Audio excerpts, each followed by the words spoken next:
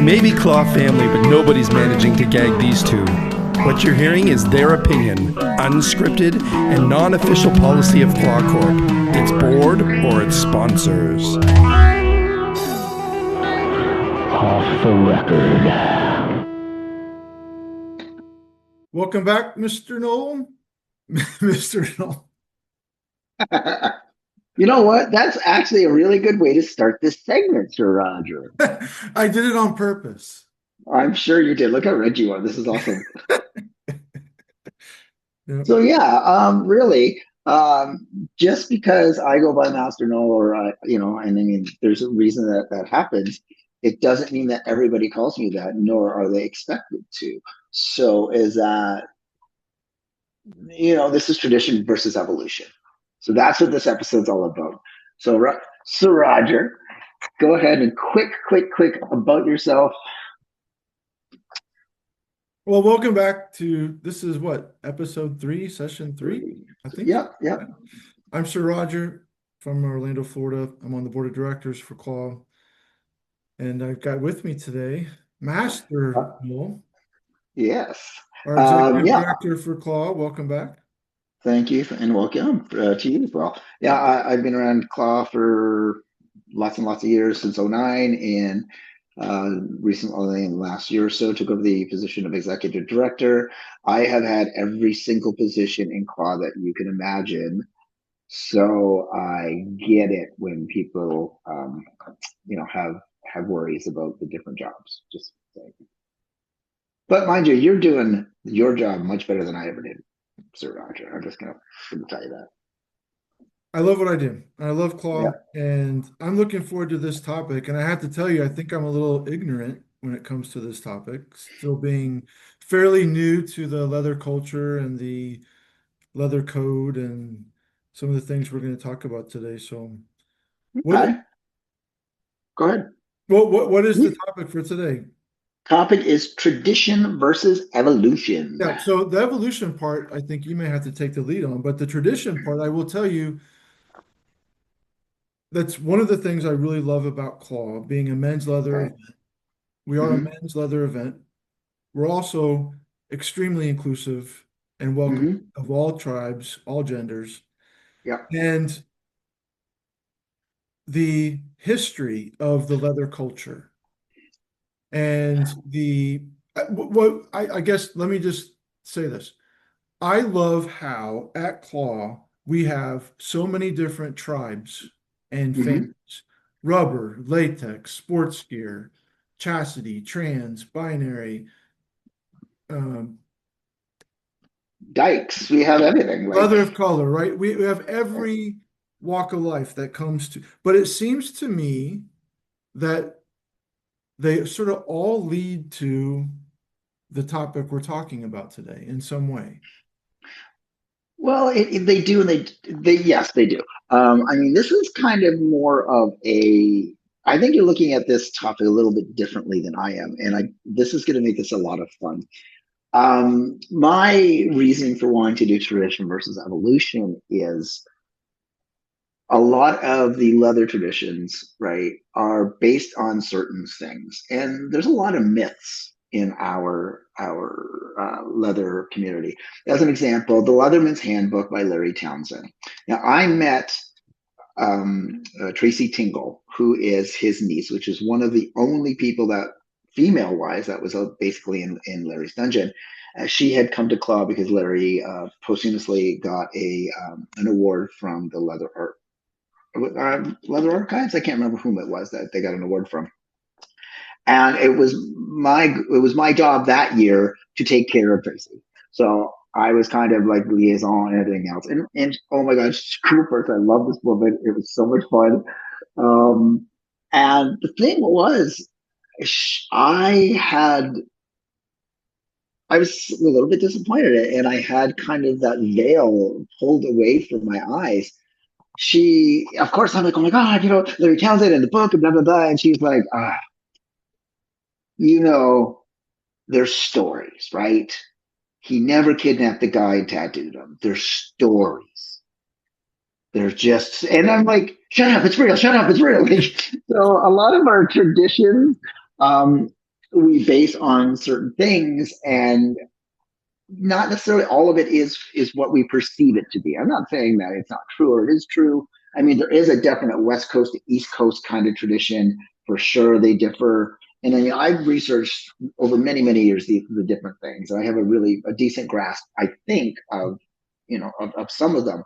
But that is going back to, when the motorcycle clubs were there, because, hey, you know what, you get a bunch of guys together and all of a sudden, ears perk up, the cops are going, why are all these guys doing blah blah blah blah, it's not a sports game, they're in a bar doing something. So they went on motorcycle rides. So they would plan out a ride, jump on their bikes, they would head up to a camp or drive however they got there. And it was like a weekend, but it was a motorcycle run, but it was just a big get together of guys, of gay people that were able to be themselves and express themselves. So a lot of the leather came from that.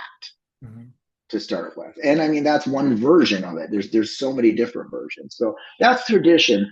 And then, the tradition is, the sub dom slaves, boys, puppies. Puppies weren't puppies, according to some of the tradition. Puppies were slave dogs. So they were a slave and they were treated like a dog. And it's just, there's all sorts of different things. But now, as we move into the age of digital and of electronics, and some say, quote unquote, enlightenment, a lot of the things that happened back then just aren't necessarily acceptable, right? Or people aren't feeling they are as acceptable.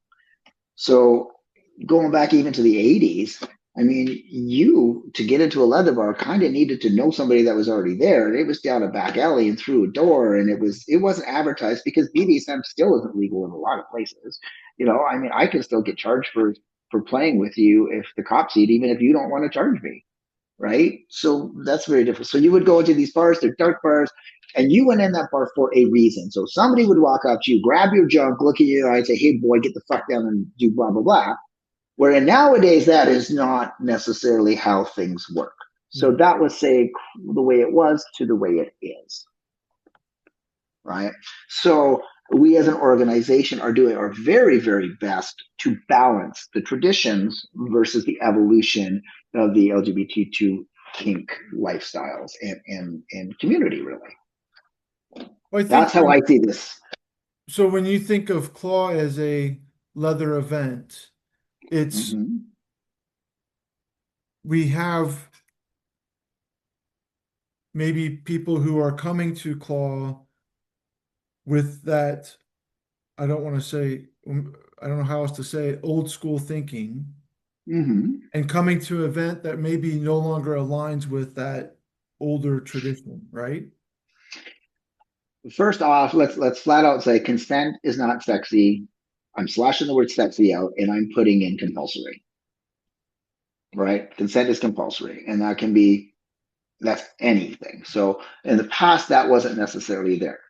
So, but I mean, if you're in a space like your hotel room, and that's the kind of thing that you want to do, is have those old kind of school type things, you can find enough people there that are more than willing to do those things with you. Right? So we leave place, like, I mean, say as an example, the Bluff Dinner, right? That's Breeches Leather Uniform Fetishes, right? So it's a group that they have a code. You have to be dressed in a certain uniform as a code to go into their dinner. We've had a lot of people say, oh, that's not fair, that's not right, I want to go to this dinner. Well, you know what? We still need to honor some traditions from the past, not all of them, but some of them. And you know what? I think if you got a pair of boots and a vest, you can still go, right? It's just, is that right? I guess would be my question. Yeah. Yeah. This is a tricky topic, because we're going to have different views on this, but go ahead. Well, I might surprise you, because I really want to hang on to some of these traditions.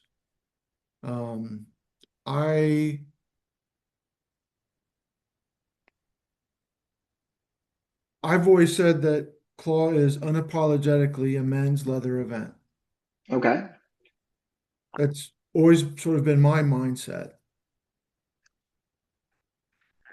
And I wouldn't say but or also, I would say and, because I think it's important to use the word and. We're a men's leather event, and we are very welcoming of all tribes, all genders.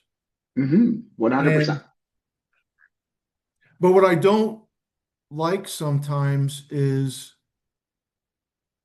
being welcoming of all tribes, all genders, and then the very folks that we're welcoming into our event are trying to go to a bluff dinner wearing something other than the bluff traditional uniform Okay. and being upset that we won't let them go to that bluff dinner because they're not wearing the bluff uniform. Right. So that's where I struggle with. I want Hmm. everyone to come to Claw and feel welcome and feel that Right. they belong and this is their home for the weekend Hmm. and feel safe. But at the Yeah. same time, I want people to have show some restraint and respect for some of the leather traditions that I think it's okay and we should be proud that it's a men's only type of thing in this room for this hour, or Hmm. it's a leather uniform only type of an event for this thing for this hour, Hmm. and be But okay then with at the same time, I mean, if you're going to have a rubber social, which we do, I'm just using the example that you had, rubber to the bluff dinner, you know, 99.9% of the people that are coming to that are dressed in rubber. You're not going to have somebody wearing, a pair of chaps and a leather vest and screaming, I can't go to the social, right? So it works both ways. Like Well, as but much the as other much part as of it, we try. Go yeah, and ahead. the other thing about Claw though that I love so much is that for a lot of people who come to Claw, it's Hmm. their first time they get to dabble into something.